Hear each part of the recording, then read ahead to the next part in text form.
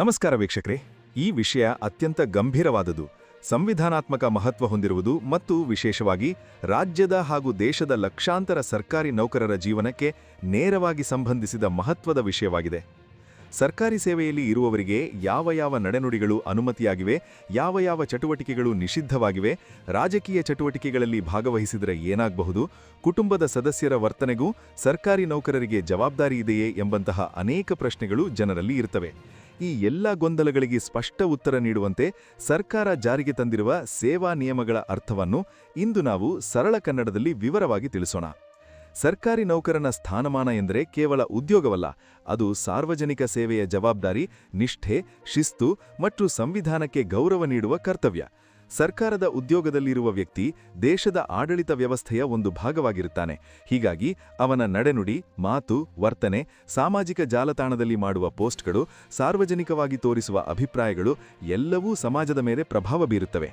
ಇದೇ ಕಾರಣಕ್ಕಾಗಿ ಸರ್ಕಾರಿ ನೌಕರರಿಗೆ ಸಂಬಂಧಿಸಿದಂತೆ ವಿಶೇಷ ಸೇವಾ ನಿಯಮಗಳನ್ನು ರೂಪಿಸಲಾಗಿದೆ. ಈ ನಿಯಮಗಳ ಮುಖ್ಯ ಉದ್ದೇಶ ಸರ್ಕಾರಿ ಸೇವೆಯ ತಟಸ್ಥತೆ ಕಾಪಾಡುವುದು, ಸಾರ್ವಜನಿಕ ವಿಶ್ವಾಸ ಉಳಿಸುವುದು ಮತ್ತು ಆಡಳಿತ ವ್ಯವಸ್ಥೆಯನ್ನು ರಾಜಕೀಯ ಪ್ರಭಾವದಿಂದ ದೂರವಿಡುವುದು. ಸೇವಾ ನಿಯಮಗಳ ಪ್ರಕಾರ ಯಾವುದೇ ಸರ್ಕಾರಿ ನೌಕರನು ಯಾವುದೇ ರಾಜಕೀಯ ಪಕ್ಷದ ಸದಸ್ಯನಾಗಿರಬಾರದು. ಇದು ಅತ್ಯಂತ ಸ್ಪಷ್ಟವಾದ ನಿಯಮ. ರಾಜಕೀಯ ಪಕ್ಷದ ಸದಸ್ಯತ್ವ ಎಂದರೆ ಪಕ್ಷದ ಅಧಿಕೃತ ಸದಸ್ಯರ ಪಟ್ಟಿಯಲ್ಲಿ ಹೆಸರು ಇರಿಸುವುದು ಮಾತ್ರವಲ್ಲ, ಪಕ್ಷದ ಕಾರ್ಯಕ್ರಮಗಳಲ್ಲಿ ಸಕ್ರಿಯವಾಗಿ ಪಾಲ್ಗೊಳ್ಳುವುದು, ಪಕ್ಷದ ಪರವಾಗಿ ಪ್ರಚಾರ ಮಾಡುವುದು, ಪಕ್ಷದ ಸಭೆಗಳಲ್ಲಿ ಭಾಷಣ ಮಾಡುವುದು, ಪಕ್ಷದ ಚಟುವಟಿಕೆಗಳಿಗೆ ಹಣಕಾಸು ಸಹಾಯ ನೀಡುವುದು, ಸಾಮಾಜಿಕ ಜಾಲತಾಣಗಳಲ್ಲಿ ಪಕ್ಷದ ಪರವಾಗಿ ಪ್ರಚಾರ ಮಾಡುವುದು ಸಹ ಇದರೊಳಗೆ ಬರುತ್ತದೆ. ಸರ್ಕಾರಿ ನೌಕರನು ಈ ಎಲ್ಲವನ್ನೂ ಮಾಡುವುದು ನಿಯಮ ವಿರೋಧಿ. ಸರ್ಕಾರಿ ನೌಕರನು ಯಾವುದೇ ರಾಜಕೀಯ ಚಳುವಳಿಯಲ್ಲಿ ಭಾಗವಹಿಸಬಾರದು ಎಂಬುದು ಸಹ ಸ್ಪಷ್ಟ ನಿಯಮ. ಕೆಲವೊಮ್ಮೆ ಜನರು ಚಳುವಳಿ ಎಂದರೆ ಕೇವಲ ದೊಡ್ಡ ಪ್ರತಿಭಟನೆ, ರಸ್ತೆ ತಡೆ ಅಥವಾ ಧರಣಿ ಎಂಬಂತೆ ಅರ್ಥ ಮಾಡಿಕೊಳ್ತಾರೆ.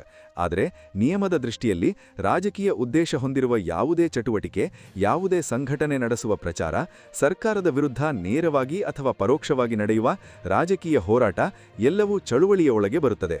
ಸರ್ಕಾರಿ ನೌಕರನು ಇಂತಹ ಚಟುವಟಿಕೆಗಳಲ್ಲಿ ಭಾಗವಹಿಸಿದರೆ ಅದು ಸೇವಾ ನಿಯಮ ಉಲ್ಲಂಘನೆಯಾಗ್ತದೆ. ಇಲ್ಲಿಯೇ ಮತ್ತೊಂದು ಮಹತ್ವದ ಅಂಶ ಬರುತ್ತದೆ. ನಿಯಮಗಳು ಕೇವಲ ಸರ್ಕಾರಿ ನೌಕರನಿಗೆ ಮಾತ್ರ ಸೀಮಿತವಾಗಿಲ್ಲ, ಅವನ ಕುಟುಂಬದ ಸದಸ್ಯರ ನಡೆನುಡಿಗೂ ಸಹ ಒಂದು ಮಟ್ಟಿಗೆ ಜವಾಬ್ದಾರಿ ವಿಧಿಸಲಾಗಿದೆ. ಕಾನೂನಿನ ಮೂಲಕ ಸ್ಥಾಪಿತವಾದ ಸರ್ಕಾರವನ್ನು ಉರುಳಿಸುವ ಉದ್ದೇಶ ಹೊಂದಿರುವ ಯಾವುದೇ ಚಟುವಟಿಕೆಯಲ್ಲಿ ಸರ್ಕಾರಿ ನೌಕರನ ಕುಟುಂಬದ ಸದಸ್ಯರು ಭಾಗವಹಿಸಬಾರದು ಎಂದು ನಿಯಮ ಹೇಳುತ್ತದೆ. ಅಂದರೆ ಸರ್ಕಾರದ ವಿರುದ್ಧ ಹಿಂಸಾತ್ಮಕ ಚಟುವಟಿಕೆಗಳು, ದೇಶದ ಶಾಂತಿ ಮತ್ತು ಭದ್ರತೆಗೆ ಧಕ್ಕೆ ಉಂಟುಮಾಡುವ ಚಳುವಳಿಗಳು, ಸಂವಿಧಾನ ವಿರೋಧಿ ಸಂಘಟನೆಗಳೊಂದಿಗೆ ಸಂಬಂಧ ಹೊಂದಿರುವಂತಹ ಚಟುವಟಿಕೆಗಳಲ್ಲಿ ಕುಟುಂಬದ ಸದಸ್ಯರು ಭಾಗವಹಿಸುತ್ತಿದ್ದರೆ ಅದನ್ನು ತಡೆಗಟ್ಟಲು ಪ್ರಯತ್ನಿಸುವುದು ಸರ್ಕಾರಿ ನೌಕರನ ಕರ್ತವ್ಯವಾಗ್ತದೆ. ಇದು ಕೆಲವರಿಗೆ ಕಠಿಣವಾಗಿ ಕಾಣಬಹುದು, ಆದರೆ ಇದರ ಹಿಂದಿರುವ ಉದ್ದೇಶ ಸ್ಪಷ್ಟವಾಗಿದೆ. ಸರ್ಕಾರಿ ಸೇವೆಯಲ್ಲಿರುವ ವ್ಯಕ್ತಿಯು ಸರ್ಕಾರದ ವ್ಯವಸ್ಥೆಯ ಭಾಗವಾಗಿರುವುದರಿಂದ ಅವನ ಸುತ್ತಲೂ ಇರುವವರ ಚಟುವಟಿಕೆಗಳು ದೇಶದ ಭದ್ರತೆಗೆ ಅಪಾಯ ಉಂಟುಮಾಡಬಾರದು ಎಂಬುದು ಮುಖ್ಯ.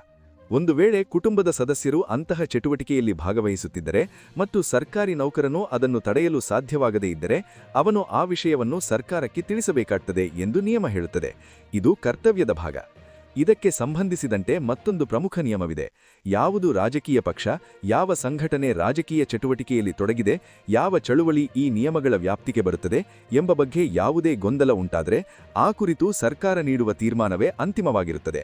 ಅಂದರೆ ನಾನು ಭಾಗವಹಿಸಿದ ಸಂಘಟನೆ ರಾಜಕೀಯವಲ್ಲ ಎಂದು ಸರ್ಕಾರಿ ನೌಕರನು ಹೇಳಿಕೊಂಡರೂ ಸರ್ಕಾರ ಅದನ್ನು ರಾಜಕೀಯ ಚಟುವಟಿಕೆ ಎಂದು ಪರಿಗಣಿಸಿದರೆ ಸರ್ಕಾರದ ತೀರ್ಮಾನವೇ ಮಾನ್ಯವಾಗುತ್ತದೆ. ಇದು ಸರ್ಕಾರಿ ಸೇವೆಯ ಶಿಸ್ತನ್ನು ಕಾಪಾಡಲು ರೂಪಿಸಲಾದ ವ್ಯವಸ್ಥೆ. ಇನ್ನು ಚುನಾವಣೆಗೆ ಸಂಬಂಧಿಸಿದ ನಿಯಮಗಳ ಬಗ್ಗೆ ತಿಳಿಯೋಣ. ಯಾವುದೇ ಸರ್ಕಾರಿ ನೌಕರನು ವಿಧಾನಸಭೆ, ಲೋಕಸಭೆ, ಸ್ಥಳೀಯ ಸಂಸ್ಥೆಗಳ ಚುನಾವಣೆಗಳಲ್ಲಿ ಪ್ರಚಾರ ಮಾಡಬಾರದು. ಪ್ರಚಾರ ಎಂದರೆ ಕೇವಲ ವೇದಿಕೆಯ ಮೇಲೆ ನಿಂತು ಭಾಷಣ ಮಾಡುವುದಲ್ಲ. ಮನೆ ಮನೆಗೆ ತೆರಳಿ ಮತ ಕೇಳುವುದು, ಪೋಸ್ಟರ್ ಅಂಟಿಸುವುದು, ಬ್ಯಾನರ್ ಹಾಕುವುದು, ಸಾಮಾಜಿಕ ಜಾಲತಾಣಗಳಲ್ಲಿ ಅಭ್ಯರ್ಥಿಯ ಪರವಾಗಿ ಪೋಸ್ಟ್ ಹಾಕುವುದು, ವಾಟ್ಸಾಪ್ ಗ್ರೂಪ್ಗಳಲ್ಲಿ ಪ್ರಚಾರ ಸಂದೇಶ ಹರಡುವುದು ಇವೆಲ್ಲವೂ ಪ್ರಚಾರದ ಒಳಗೆ ಬರುತ್ತವೆ. ಸರ್ಕಾರಿ ನೌಕರನು ಈ ಎಲ್ಲದಿಂದ ದೂರವಿರಬೇಕು. ಕೆಲವರು ಭಾವಿಸ್ತಾರೆ, ನಾನು ವೈಯಕ್ತಿಕವಾಗಿ ಒಂದು ಪಕ್ಷವನ್ನು ಬೆಂಬಲಿಸ್ತೇನೆ, ಅದನ್ನು ಖಾಸಗಿ ವಿಷಯ ಎಂದು. ಆದರೆ ಸರ್ಕಾರಿ ಸೇವೆಯ ನಿಯಮಗಳ ಪ್ರಕಾರ ನಿಮ್ಮ ವೈಯಕ್ತಿಕ ಅಭಿಪ್ರಾಯವೂ ಸಹ ಸಾರ್ವಜನಿಕವಾಗಿ ವ್ಯಕ್ತವಾದರೆ ಅದು ಸೇವಾ ನಿಯಮ ಉಲ್ಲಂಘನೆಯಾಗಬಹುದು. ಉದಾಹರಣೆಗೆ, ನೀವು ಸಾಮಾಜಿಕ ಜಾಲತಾಣದಲ್ಲಿ ಒಂದು ಪಕ್ಷದ ಪರವಾಗಿ ಪೋಸ್ಟ್ ಹಾಕಿದ್ರೆ ಅದನ್ನು ಹಲವರು ನೋಡಬಹುದು. ಅದರಿಂದ ನಿಮ್ಮ ಸರ್ಕಾರಿ ಸ್ಥಾನಮಾನಕ್ಕೆ ಧಕ್ಕೆ ಉಂಟಾಗಬಹುದು. ಸಾರ್ವಜನಿಕರಲ್ಲಿ ಸರ್ಕಾರದ ತಟಸ್ಥತೆಯ ಬಗ್ಗೆ ಅನುಮಾನ ಮೂಡಬಹುದು. ಹೀಗಾಗಿ ಈ ನಿಯಮಗಳನ್ನು ಕಟ್ಟುನಿಟ್ಟಾಗಿ ಪಾಲಿಸುವುದು ಅತ್ಯಂತ ಅಗತ್ಯ. ಆದರೆ ಇಲ್ಲಿ ಒಂದು ಮುಖ್ಯ ವಿನಾಯಿತಿ ಇದೆ. ಸರ್ಕಾರಿ ನೌಕರನಿಗೆ ಮತ ಹಾಕುವ ಹಕ್ಕಿದೆ. ಅವನು ತನ್ನ ಮತವನ್ನು ಚಲಾಯಿಸಬಹುದು. ಇದು ಸಂವಿಧಾನಾತ್ಮಕ ಹಕ್ಕು. ಆದರೆ ಮತ ಹಾಕುವಾಗ ಅವನು ಯಾವ ಪಕ್ಷಕ್ಕೆ ಮತ ಹಾಕಿದ್ದಾನೆ ಅಥವಾ ಹಾಕಲು ಉದ್ದೇಶಿಸಿದ್ದಾನೆ ಎಂಬುದನ್ನು ಬಹಿರಂಗಪಡಿಸಬಾರದು. ಅಂದರೆ ನಾನು ಈ ಪಕ್ಷಕ್ಕೆ ಮತ ಹಾಕಿದೆ ಅಥವಾ ನಾನು ಈ ಅಭ್ಯರ್ಥಿಯನ್ನು ಬೆಂಬಲಿಸುತ್ತೇನೆ ಎಂದು ಸಾರ್ವಜನಿಕವಾಗಿ ಹೇಳುವುದು ಸೇವಾ ನಿಯಮದ ಉಲ್ಲಂಘನೆಯಾಗಬಹುದು. ಚುನಾವಣೆಯ ಸಂದರ್ಭದಲ್ಲಿ ಕೆಲವೊಮ್ಮೆ ಸರ್ಕಾರಿ ನೌಕರರನ್ನು ಕರ್ತವ್ಯಕ್ಕೆ ನಿಯೋಜಿಸಲಾಗುತ್ತದೆ. ಮತಗಟ್ಟೆ ಕರ್ತವ್ಯ, ಚುನಾವಣಾ ಅಧಿಕಾರಿಗಳ ಸಹಾಯ, ಭದ್ರತಾ ಕರ್ತವ್ಯ ಇತ್ಯಾದಿ. ಈ ಸಂದರ್ಭದಲ್ಲಿ ಅವರು ಚುನಾವಣೆಗೆ ಸಂಬಂಧಿಸಿದ ಕಾರ್ಯಗಳಲ್ಲಿ ತೊಡಗಿರ್ತಾರೆ. ಆದರೆ ಇದು ಕಾನೂನುಬದ್ಧ ಕರ್ತವ್ಯದ ಭಾಗ. ಹೀಗಾಗಿ ಇದನ್ನು ಚುನಾವಣಾ ಪ್ರಚಾರ ಎಂದು ಪರಿಗಣಿಸಲಾಗುವುದಿಲ್ಲ. ಅಂದರೆ ಚುನಾವಣಾ ಕರ್ತವ್ಯ ನಿರ್ವಹಿಸುವುದು ನಿಯಮ ಉಲ್ಲಂಘನೆ ಅಲ್ಲ. ಇನ್ನೊಂದು ಮಹತ್ವದ ವಿಷಯವನ್ನು ನಿಯಮ ಸ್ಪಷ್ಟವಾಗಿ ಹೇಳುತ್ತದೆ. ಸರ್ಕಾರಿ ನೌಕರನು ತನ್ನ ಶರೀರದ ಮೇಲೆ, ತನ್ನ ವಾಹನದ ಮೇಲೆ ಅಥವಾ ತನ್ನ ನಿವಾಸದ ಮೇಲೆ ಯಾವುದೇ ಚುನಾವಣಾ ಚಿಹ್ನೆಯನ್ನು ಪ್ರದರ್ಶಿಸಿದರೆ ಅದನ್ನು ಚುನಾವಣೆಗೆ ಸಂಬಂಧಿಸಿದ ಪ್ರಚಾರ ಎಂದು ಪರಿಗಣಿಸಲಾಗುತ್ತದೆ.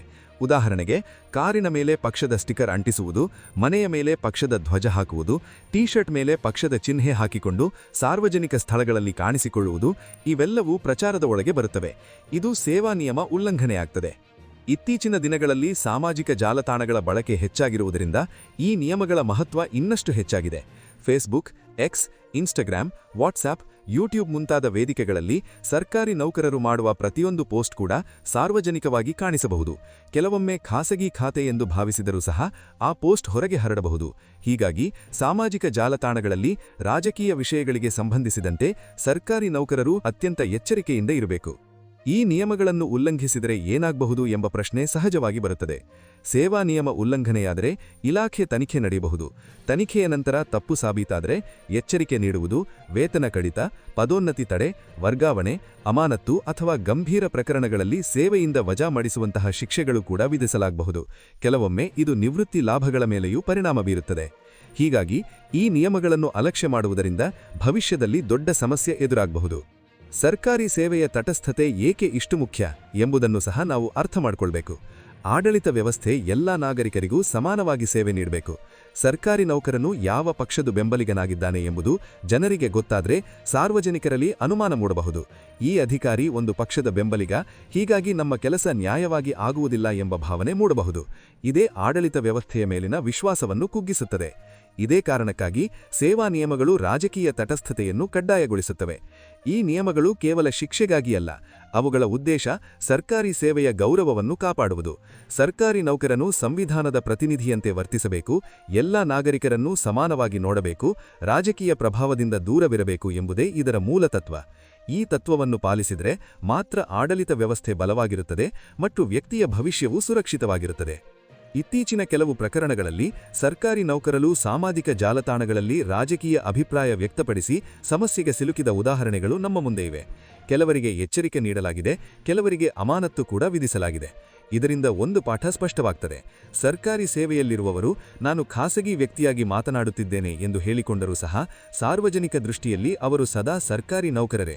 ಹೀಗಾಗಿ ಅವರ ಪ್ರತಿಯೊಂದು ಮಾತು, ಪ್ರತಿಯೊಂದು ನಡೆ ಹೆಚ್ಚು ಮಹತ್ವ ಪಡೆದುಕೊಳ್ಳುತ್ತದೆ. ಈ ಎಲ್ಲ ಮಾಹಿತಿಯನ್ನು ನೋಡಿದಾಗ ಒಂದು ವಿಷಯ ಸ್ಪಷ್ಟವಾಗ್ತದೆ. ಸರ್ಕಾರಿ ಸೇವೆಯೆಂದರೆ ಗೌರವ, ಜವಾಬ್ದಾರಿ ಮತ್ತು ಶಿಸ್ತು. ಇದರ ಜೊತೆಗೆ ಕೆಲವು ಮಿತಿಗಳು ಕೂಡ ಇರ್ತವೆ. ಈ ಮಿತಿಗಳನ್ನು ಅರಿತು ಅವುಗಳನ್ನು ಗೌರವದಿಂದ ಪಾಲಿಸಿದರೆ ಮಾತ್ರ ಸರ್ಕಾರಿ ಸೇವೆಯ ಗೌರವ ಉಳಿಯುತ್ತದೆ ಮತ್ತು ವ್ಯಕ್ತಿಯ ಭವಿಷ್ಯವೂ ಸುರಕ್ಷಿತವಾಗಿರುತ್ತದೆ. ನ್ಯೂಸ್ ಫಾರ್ ಕರ್ನಾಟಕ ಚಾನೆಲ್ ಮೂಲಕ ನಾವು ಸದಾ ಜನರಿಗೆ ಉಪಯುಕ್ತವಾಗುವ ಕಾನೂನು ಮಾಹಿತಿ, ಸರ್ಕಾರಿ ನಿಯಮಗಳ ಅರಿವು ಮತ್ತು ಸಾರ್ವಜನಿಕ ಜಾಗೃತಿ ವಿಷಯಗಳನ್ನು ನಿಮ್ಮ ಮುಂದೆ ತರಲು ಪ್ರಯತ್ನ ಮಾಡುತ್ತಿದ್ದೇವೆ.